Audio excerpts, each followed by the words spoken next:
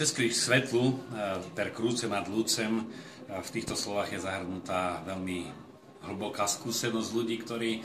zistili, že keď kríž človek príjme a spraví z neho obetu a vyjadrenie lásky, tak sa dá ľahšie z nej mať zmysel. No a táto knižka, ktorá vychádza s názvom Cez kríž k svetlu, sa rodila asi 20 rokov a zahrňa jednak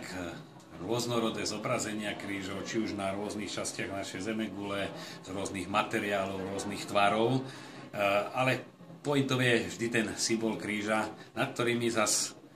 sa zamýšľajú